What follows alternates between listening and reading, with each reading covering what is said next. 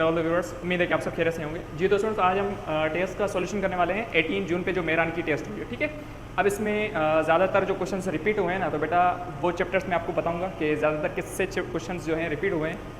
और ये मैंने आपको पहले लेक्चर में बताए थे जो 17 जून पे टेस्ट आई थी कि बेटा ज़्यादातर आपको कौन से चैप्टर्स कवर करने हैं। ओके, और स्टूडेंट्स जिन्होंने 18 जून को टेस्ट दी थी ना, वो बोल रहे सर इसमें मैथ का सेक्शन थोड़ा बहुत मुश्किल आया था। तो बेटा मुश्किल नहीं होता, बस उन स्टूडेंट्स के लिए मुश्किल होता है जिसने प्रैक्टिस सही से नहीं करी होती। ठीक है, जाहिर सी बात है ना, अगर आपकी प्रैक्टिस नहीं होगी तो क्वेश्चन आपको एंट्रेंस में आपका टाइमर ऊपर से स्टार्ट हुआ होता है तो आप देख के थोड़ा बहुत परेशान हो जाते हैं। उसके साथ साथ अगर आपको क्वेश्चन थोड़ा बहुत हार्ड लगेगा तो आप बोलेंगे सर ये तो टेस्ट बिल्कुल मुश्किल है। ऐसा नहीं है।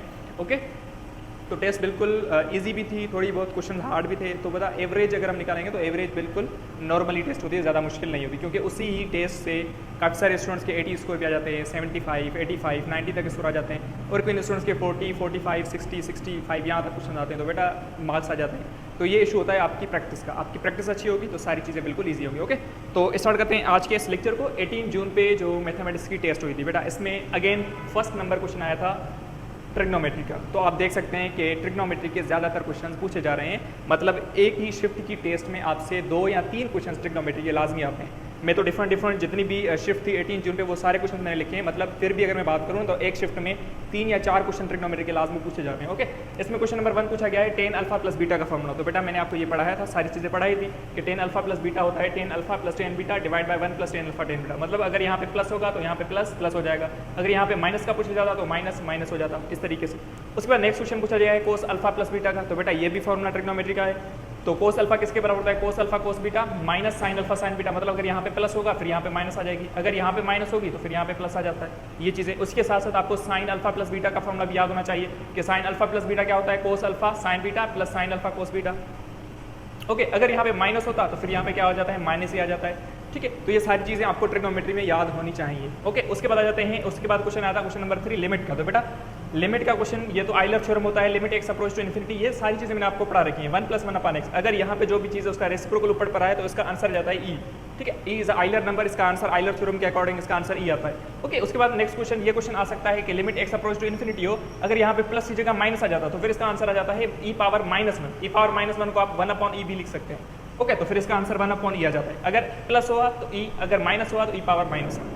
ओके, उसके बाद क्वेश्चन आया था tan 0 की वैल्यू। तो बेटा tan 0 की वैल्यू 0 होती है। उसके साथ साथ आप ये वैल्यूज भी याद करिएगा, cos 0 की वैल्यू 1 होती है, sin 0 की वैल्यू 0 होती है, cos 90 की वैल्यू 0 होती है।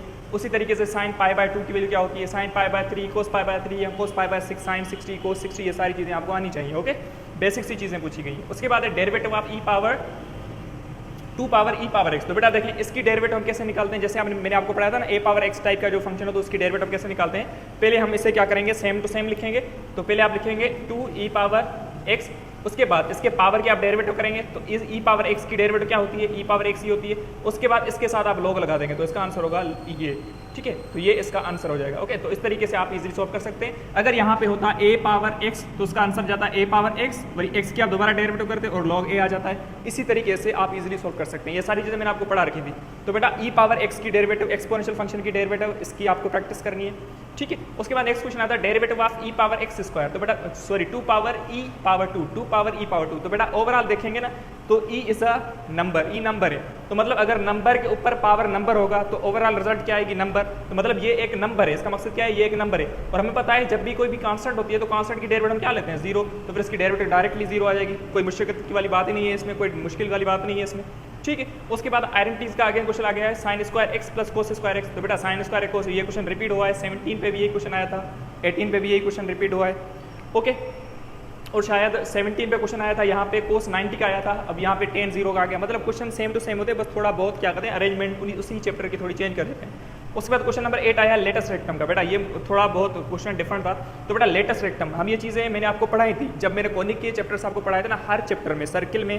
ठीक है, उसके बाद एलिप्स, पैराबोला, हाइपरबोला में मैंने आपको पढ़ाया था कि लेटेस्ट रेक्टम ऐसी लाइन होती है जो फोकस से पास होती है। ठीक है, such a line which passes from focus and parallel to directrix is known as latus rectum.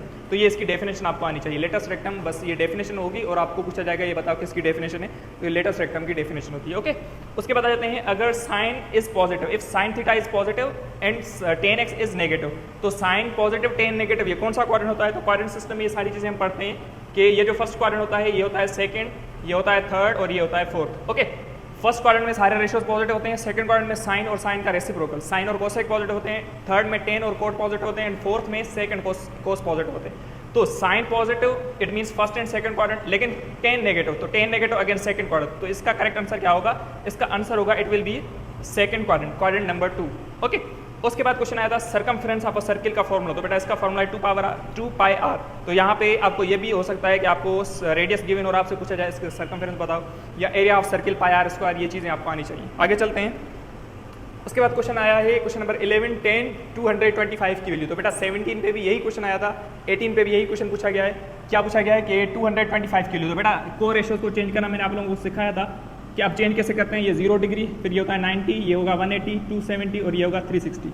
Okay, ये 225। तो बेटा देखें जैसे आप इस एंगल को मूव कराएंगे तो 180 से जैसे क्रॉस होगी तो 225 यहाँ कहीं होगी, तो मतलब 180 क्रॉस कर गई। अगर इसने एक्स एक्सिस क्रॉस करिए तो 10 10 ही रहेगा, तो 10 10 ही रहेगा। ओके, उसके बाद आप देखें ये होता है थर्ड क्वाड्रेंट, और हमें पता है ना ये क्रॉस होकर थर्ड क्वाड्रेंट में आ गई, तो थर्ड क्वाड्रेंट में 10 पॉजिटिव रहता है, तो 10 पॉजिटिव रहेगा। और 180 टू 25 में से आप जस्ट सेपरेट करेंगे तो आंसर आ जाएगा 45, और हमें पता है 10 25 की वैल्यू क्या होती है 1, तो इसके लिए इसका आंसर होगा 1। तो यही क्वेश्चन 17 में भी रिपीट हुआ था। ओके, तो बिल्कुल इजी चीज़ है बेटा। उसके बाद ये थोड़ा बहुत क्वेश्चन चेंज आया है कि derivative of x power 7 with respect to x square. जब भी किसी भी फंक्शन की आपको डेरिवेटिव फाइंड करनी है किसी और फंक्शन के हिसाब से, तो बेटा हम क्या करते हैं, पहले आप इसकी डेरिवेटिव करेंगे और फिर करेंगे विथ रिस्पेक्ट टू जिसके साथ पूछी जा रही है।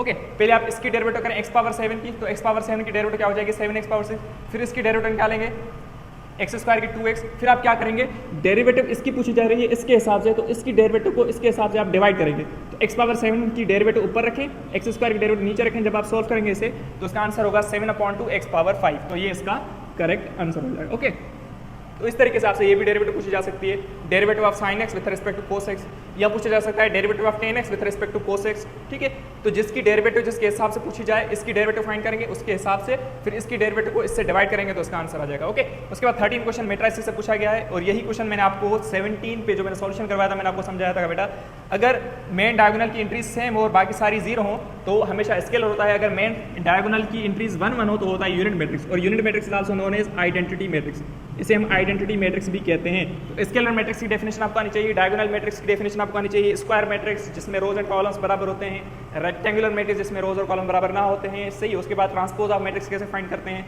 अगर ट्रांसपोज किसी मैट्रिक्स का बराबर आ गया उसी मैट्रिक्स के तो सिमेट्रिक मैट्रिक्स होता है। ये सारी चीज़ें बेटा आपको आनी चाहिए।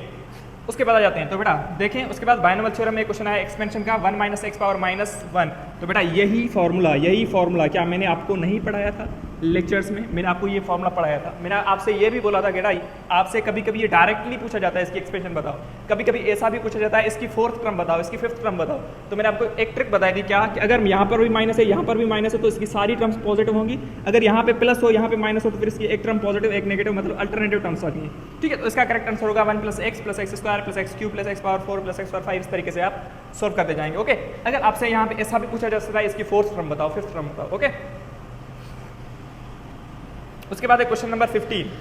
क्वेश्चन नंबर 15 ये क्वेश्चन है कि sum and difference of 2 numbers is 13, मतलब किसी भी 2 नंबर्स को आप सम कर रहे हैं तभी आंसर 13 आ रहा है, और दोनों को सब्ट्रैक्ट कर रहे हैं तभी आंसर 13 आ रहा है। Find the product of the numbers, उन दोनों नंबर्स का प्रोडक्ट बताओ। तो बेटा देखें, अब देखें तो हमें पता है ना कि अगर हम 2 नंबर्स x y ले लें तो अगर दोनों को ऐड कर रहे हैं तो भी 13 आ रहा है, दोनों को सब्ट्रैक्ट x - y कर रहे हैं तो भी 13 आ रहा है। जब आप इन दो यानी इक्वेशन को सोल्व करेंगे दोनों को ऐड करेंगे तो ये y के कैंसिल हो जाएगा, x + x 2x हो जाएगा, 13 13 26 होगा। हमें x चाहिए 2 डिवाइड करवा देंगे तो x की वैल्यू 13 आ जाएगी। ओके, अब अगर x की वैल्यू 13 है तो x की वैल्यू यहाँ रखें 13, y की जगह x की जगह 13 रखें, ये x की वैल्यू यहाँ 13 रखें तो 13 पॉजिटिव, यहाँ आएगा तो नेगेटिव, 13 13 से कैंसिल हो जाएगा, y की वैल्यू क्या हो जाएगी 0, तो वही मैंने लिखी है y की वैल्यू क्या है 0। अब देखें दोनों नंबर्स हमें पता चल गए, x की 13 है और y की 0, और आपसे पूछा जा रहा है इन दोनों नंबर्स का प्रोडक्ट बताओ। तो बेटा देखें y 0 x 13 तो x y, जब दोनों को मल्टीप्लाई करेंगे तो आप देख सकते हैं इन दोनों को मल्टीप्लिकेशन किसके बराबर आ जाएगा 0 के, तो इसका करेक्ट आंसर जो था वो था 0। अगर 2 नंबर्स का एडिशन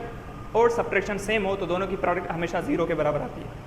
ओके, उसके बाद है पीरियड ऑफ कोस एक्स है। तो बेटा पीरियड्स मैंने आपको अच्छे तरीके से पढ़ा रखे थे कि साइन एक्स का पीरियड होता है 2 पाई, कोस एक्स का होता है 2 पाई, ठीक है, कोसेक एक्स का भी 2 पाई होता है, सेक एक्स का भी 2 पाई होता है, टेन एक्स कोट एक्स का पाई होता है। अब देखें बेटा, अब आपसे पूछा जा रहा है कोस 6x का पीरियड बताओ। तो बेटा आप क्या करेंगे, इस 6x को 2 पाई के बराबर रखें, 6x को 2 पाई के बराबर रखें।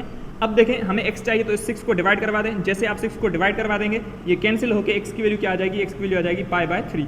ठीक है, तो फिर इसका पीरियड क्या हो जाएगा पाई बाय 3 होगा, तो इसका पीरियड होगा π/3। तो इस तरीके से आप इजीली सॉल्व कर सकते हैं। अब यहाँ पे आपको साइन का पीरियड हो, कोसेक का हो, कोट का हो, टेन का हो, इजीली फाइंड आउट कर सकते हैं, ठीक है। उसके बाद अगर यहाँ पे कोई भी नंबर हो ना बेटा, यहाँ पे ये नंबर शो करता है एम्पलीट्यूड को, ठीक है, ये नंबर शो करता है एम्पलीट्यूड, ये आप पीरियड में यूज़ नहीं कर सकते, लेकिन यहाँ पर जो भी चीज़ होगी उसको आप पीरियड के बराबर रख के फिर उसे आप सॉल्व करेंगे तो आपको आंसर मिल जाएगा। आगे चलते हैं, ये भी आपका मैट्रिक्स का क्वेश्चन है कि एडजॉइंट ऑफ मैट्रिक्स। तो बेटा देखें, एडजॉइंट के लिए हम क्या करते हैं, मेन डायगोनल को एक्सचेंज करें, मेन डायगोनल को एक्सचेंज करेंगे और इस सेकंडरी डायगोनल की साइन चेंज करेंगे, ठीक, सेकंडरी डायगोनल की साइन चेंज, तो ये हो जाएगा adjoint of the matrix of 2x2 matrix. और एडजॉइंट 3x3 का नहीं आता क्योंकि वो थोड़ा सा लेंदी होता है, कोफैक्टर मेथड से हम फाइंड करते हैं, उसमें टाइम लगता है, तो एमसीक्यूज पॉइंट ऑफ व्यू से नहीं होता, तो लेकिन 2x2 का हम इजीली फाइंड कर सकते हैं। मेन डायगोनल को एक्सचेंज करें, सेकंड डायगोनल की साइन चेंज करें, ओके। उसी तरीके से यहाँ से आपको डिटरमिनेंट भी पूछा जा सकता है। अगर इसी मैट्रिक्स का डिटरमिनेंट पूछा जाए तो क्या होगा, इसका आंसर आप मुझे बताइएगा, ठीक है। तो मतलब इनवर्स का फॉर्मूला, सिंगुलर मैट्रिक्स क्या होता है, नॉन सिंगुलर मैट्रिक्स क्या होते हैं, सिंगुलर मैट्रिक्स ऐसा जिसका डिटरमिनेंट 0 हो, नॉन सिंगुलर ऐसा जिसका डिटरमिनेंट 0 नहीं हो, ठीक है, ये सारी चीज़ें आपको आनी चाहिए, ओके। उसके बाद आ जाते हैं question number 17, limit x approach to infinity 1/2 power. तो बेटा देखें, अब जैसे डायरेक्ट आप लिमिट पुट करेंगे तो यहाँ पे क्या हो जाएगा, 1/2 पावर इन्फिनिटी होगा, ठीक है, 1/2 पावर एक्स की जगह इन्फिनिटी पुट करेंगे तो क्या होगा, इन्फिनिटी। अब हमें पता है ना 2 पावर इन्फिनिटी मतलब इन्फिनिटी, 2 पावर इन्फिनिटी मतलब इन्फिनिटी, और अगर किसी भी नंबर को इन्फिनिटी के साथ डिवाइड करते हैं तो बेटा इसका डायरेक्टली आंसर आ जाता है 0, ठीक है। तो any number divided by infinity except 0 is always 0, ठीक है। अब ऐसा ना हो कि 0 को आप डिवाइड कर दें इन्फिनिटी से, ये ना हो, बाकी किसी भी नंबर को आप इन्फिनिटी से डिवाइड करेंगे तो उसका आंसर हमेशा 0 ही आता है, ओके। तो इसकी लिमिट डायरेक्टली 0 आ जाती है। कभी कभी ये भी क्वेश्चन आ जाता है कि अगर वो लिमिट एक्स अप्रोच टू 0, ठीक है, 1/x की बताओ लिमिट क्या होगी, तो इस तरीके से आप जैसे आप 0 पुट करेंगे तो ये 1/0 इन्फिनिटी होगा, तो फिर इसका आंसर इन्फिनिटी आ जाता है। इस तरीके से आप इजीली सॉल्व कर सकते हैं, ओके। उसके बाद क्वेश्चन नंबर 18, ठीक है, ये क्वेश्चन आपका परमुटेशन का क्वेश्चन है, how many different arrangements can be form by word daughter. तो बेटा आपको वर्ड गिवन है डॉटर, तो ये मैंने आपको बताया था ना, जब भी इस टाइप के कोई भी क्वेश्चन हो, जैसे मैंने आपको मॉक टेस्ट में लैपटॉप का वर्ड दिया था, ठीक है, या कभी कभी मेरान में कोका कोला का वर्ड पूछा जाता है, या मैथमेटिक्स का पूछा जाता है, या कभी कभी क्वीन, अरेंज, कोई भी वर्ड हो, आप क्या करेंगे, इनके लेटर्स काउंट करें, तो इनके लेटर्स क्या होंगे, टोटल 8, तो आप ऊपर लिखेंगे 8 फैक्टोरियल, और डिवाइड में आप वो लिखेंगे जो नंबर रिपीट हो रहा हो। तो आप देख सकते हैं ना, यहाँ पे ऐसा कोई नंबर नहीं है जो रिपीट हो रहा हो, तो अगर कोई नंबर रिपीट नहीं हो रहा तो आप डिवाइड में कुछ नहीं लिखेंगे, तो 8 फैक्टोरियल को जैसे आप सॉल्व करेंगे तो उसका आंसर आ जाएगा ये, ओके। अगर यहाँ पे वर्ड चेंज होता, अगर यहाँ पे वर्ड होता क्वीन, ठीक है, या अगर इसमें वर्ड होता अरेंज, ठीक है, यहाँ अगर इस पे वर्ड होता लैपटॉप, ठीक है, तो फिर इसमें कितने हम यानी स्क्रैम्बल करके इन वर्ड को कैसे हम बना सकते हैं, तो ये आप सॉल्व करें, खुद से प्रैक्टिस करें, ओके। उसके बाद क्वेश्चन है साइन इनवर्स एक्स की रेंज बताओ। तो बेटा साइन इनवर्स एक्स, कोस inverse x, ten inverse x, इनकी रेंज डोमेन आपको आनी चाहिए। साइन एक्स की रेंज, कोस एक्स की रेंज, टेन एक्स की रेंज, ये भी आपको आनी चाहिए, ओके। मैंने आपको बताया था पहले भी। तो sine range of sine inverse x, तो बेटा रेंज साइन इनवर्स एक्स की होती है -π/2 से π/2 तक, ओके, और इसकी डोमेन जो होती है वो होती है -1 से 1 तक। ये हो गई साइन की बात। अब आ जाते हैं कोस पे।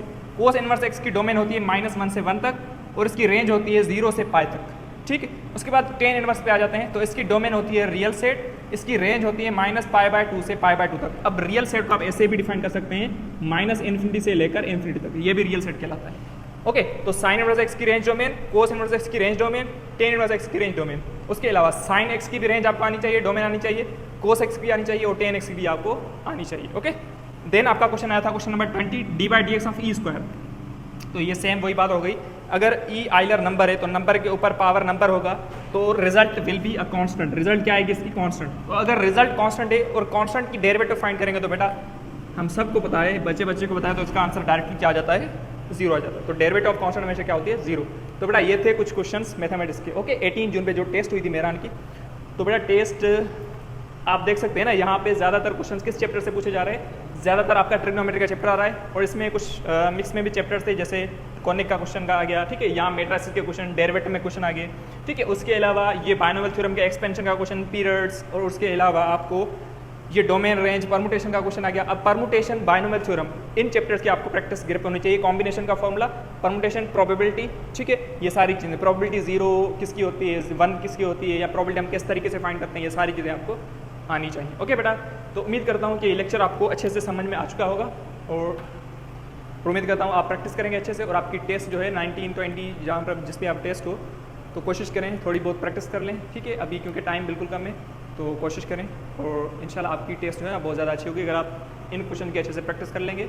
वन शॉट लेक्चर्स मेरे देखें, उसके अलावा 17 जून पे टेस्ट का सॉल्यूशन देख लें, ठीक है। कम से कम 17 जून पे जो क्वेश्चन आए थे, 18 पे जो आए थे, इनकी आप ग्रिप कर लेंगे ना, तो भी आपकी टेस्ट अच्छी हो गई, क्योंकि काफ़ी सारे क्वेश्चन शिफ्ट वाइज यानी रिपीट भी होते हैं कुछ बहुत। ओके, तो बेटा कोशिश करें, प्रैक्टिस करें, बेस्ट ऑल वक्त अच्छे से पढ़िएगा, अच्छे से प्रैक्टिस करें, और मेरी दुआएं आपके साथ हैं। इंशाल्लाह आपका स्कोर बहुत ज़्यादा अच्छा होगा, और मिलते हैं हम अपने नेक्स्ट वीडियो लेक्चर में।